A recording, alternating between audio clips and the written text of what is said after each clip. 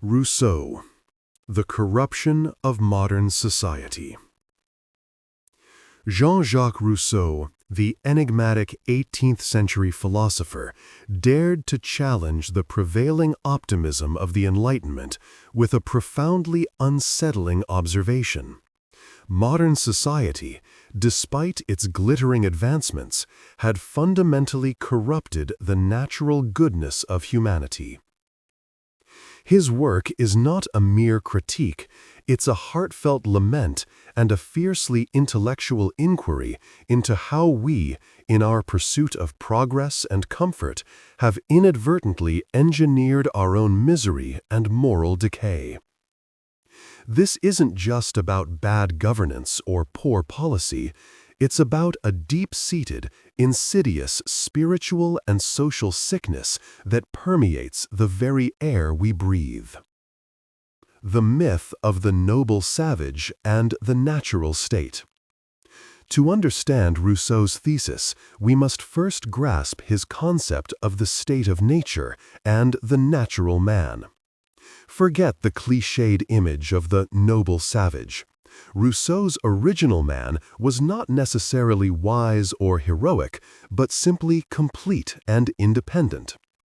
In this pre-social state, the natural man was guided by two core principles: amour de soi, a healthy self-love or instinct for self-preservation, and pitié, a natural sense of compassion or reluctance to see any sentient being suffer.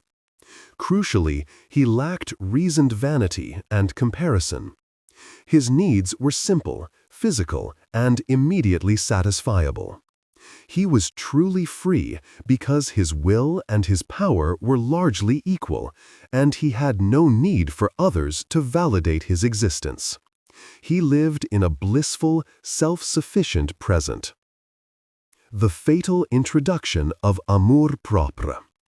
The true corruption begins not with evil intentions, but with the invention of private property, and, more importantly, the psychological and social shift that followed. When we moved from solitary existence to settled communities, from simple subsistence to agriculture and metalworking, we began to interact, compare, and judge. This is where amour de soi morphs into amour-propre, a destructive, artificial form of self-love born from vanity and the need for recognition by others. Amour-propre is the virus of modern society. It forces us to live constantly in the opinion of others.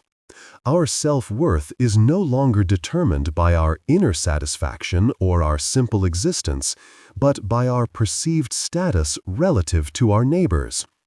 I am not happy simply because I have shelter and food. I am only happy if my shelter is grander than yours, or if I am perceived as more clever, more successful, or more fashionable. This drive for relative advantage fuels an endless, zero-sum competition that is the antithesis of the natural man's simple contentment. The chains of inequality and dependence. The development of agriculture and technology created a system of inequality that codified this psychological corruption. Once land was enclosed and skills became specialized, a system of dependence emerged. The poor needed the rich for employment, the rich needed the poor for labor. But this economic interdependence created a profound social unfreedom. Rousseau argues that the first laws of society were a cruel trick, proposed by the powerful to the weak, pretending to offer security, but actually solidifying their advantage and legitimizing the theft of the weak's natural independence. This dependency is the chain that fetters us. In a highly civilized, complex society, no one is truly self-sufficient. We are all forced to play a role, wear a mask, the social convention, and cater to the expectations of others to secure our place. The man of society is constantly outside himself, living in the thoughts of others, perpetually anxious about his standing.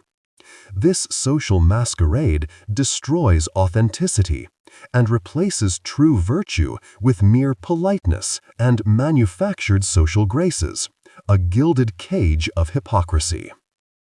The loss of authentic education. Rousseau's educational philosophy, articulated in Émile, or On Education, directly addresses the societal rot. He believed that the current system of education was designed not to nurture the innate goodness and potential of the child, but to force them prematurely into the corrupting conventions of society. Children were taught to value external validation, grades, praise, material rewards, over their own natural curiosity and moral compass. An authentic education, in Rousseau's view, must be a negative education in the early years, one that shields the child from the vices of society and allows their senses, their bodies, and their natural feelings to develop fully before reason and social pressure take hold. The goal is to produce a person who can think for themselves, whose amour de soi is intact, and who can enter society strong enough to resist the pervasive influence of amour propre. A path back to legitimate authority. Rousseau's political philosophy, outlined in The Social Contract, is an attempt to find a form of association where man can be both social and free, where the chains can be transformed into a legitimate bond. The solution lies in the concept of the general will. The general will is not the sum of all individual selfish desires, the will of all. Rather, it is the collective, dispassionate consensus focused solely on the common good. For a society to be legitimate, every citizen must submit their individual private will to this general will. In doing so, Rousseau argues the citizen is not losing their freedom, but securing a higher, moral freedom. By obeying a law that they themselves, as part of the collective sovereign, have established for the good of all, they are truly obeying only themselves.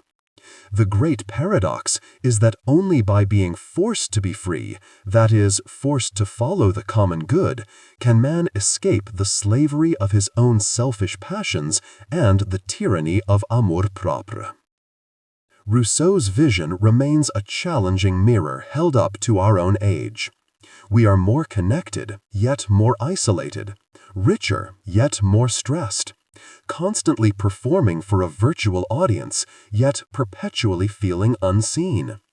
His work compels us to ask, is our glittering modernity truly progress, or merely an elaborate, self-imposed prison built on the shifting sand of vanity and comparison? Are we truly free when our self-worth is determined by the metrics of a society that profits from our insecurity? The answer, according to Rousseau, is a resounding and disheartening no. The corruption is deep, but the awareness of our natural, essential goodness is the first step toward reclaiming our authentic freedom. If this deep dive into the paradoxes of civilization sparked your thinking, don't just keep the conversation to yourself. Hit that like button to let us know which philosopher we should tackle next. Subscribe to the channel for more mind-bending intellectual journeys. And most importantly, drop a comment below and tell us, do you think modern life makes us more civilized or more fundamentally unhappy? Let's keep the intellectual fire burning.